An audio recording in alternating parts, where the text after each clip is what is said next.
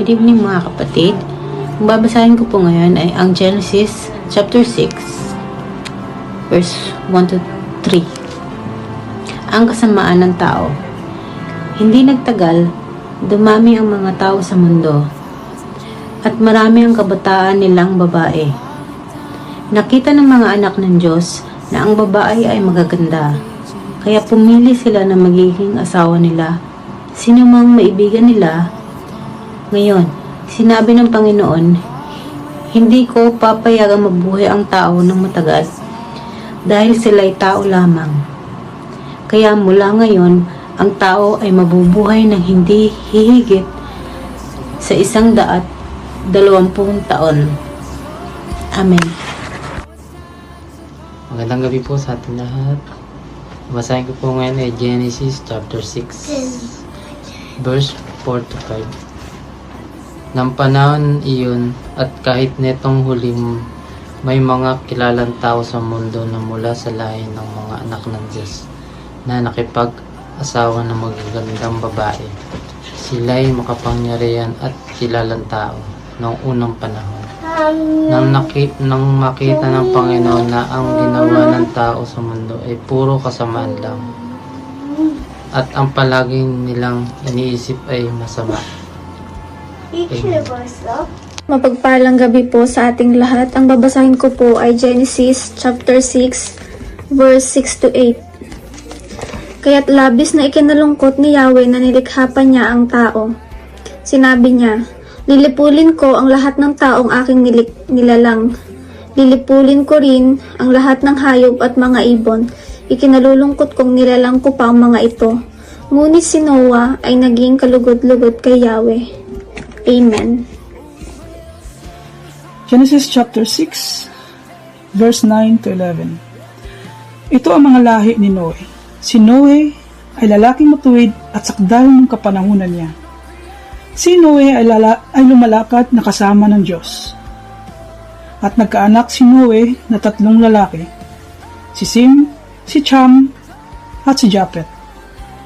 At sumama ang lupa sa harap ng Diyos. At ang lupa ay napuno ng karahasan.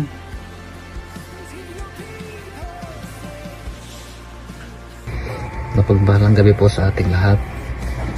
Narito po ang aking daily devotion ngayong gabi.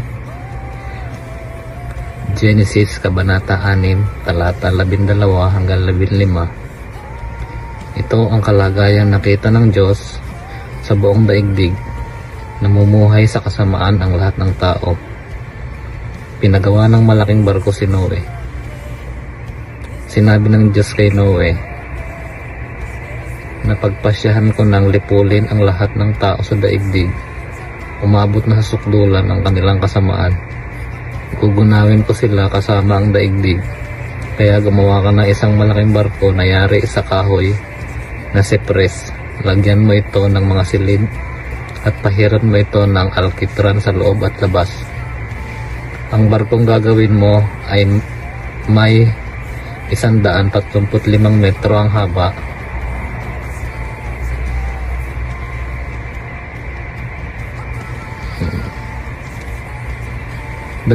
dalawang metro ang luwag at 13.5 metro ang taas. Yun lamang po. Amen. So, good morning po sa inyong lahat. Book of Genesis 6 verse 16. Gagawa ka ng isang bintana sa daong at iyong tatapusin sa isang siko mula sa itaas at ilalagay mo ang pintuan ng daong sa tagiliran nito. Gagawin mo ito na may una, ikalawa at ikatlong palapag. So, base dito po sa sinasabi ng Book of Genesis, ibinigay dito ng Diyos kay Noe ang detalyong utos kung paano gagawin ang daong. Ipinapakita nito na ang Diyos ay may malinaw na plano at mahalaga ang pagsunod na buo at maingat. Magandang gabi mga kapatid. Aking pong babasahin yung Genesis chapter 6 verse 17 to 20. Ang pagkausap ng Panginoong Yahweh kay Noe. sa kanyang gagawin. Paglipol ng Diyos ng lahat ng nabubuhay sa pamamagitan ng baha. Sa 17, verse 17, sapagkat pababahain ko ang mundo para malipol ang lahat ng nabubuhay, mamamatay ang lahat ng nasa mundo. 18, pero gagawa ako ng kasunduan sa iyo. Papasok ka sa barko kasama ng asawa at ng mga anak mo, pati ang mga asawa nila. Magpapasok ka rin ng isang lalaki at babae sa bawat uri ng hayop para mabuhay sila kasama mo. 2 sa bawat uri ng lahat ng hayop, mga lumilipad, lumalakad at gumagapang. Lalapit sila sa iyo para hindi sila mamatay. Amen. Praise God po. Isang mapagpalang araw po sa ating lahat. Narito po ang aking daily devotion.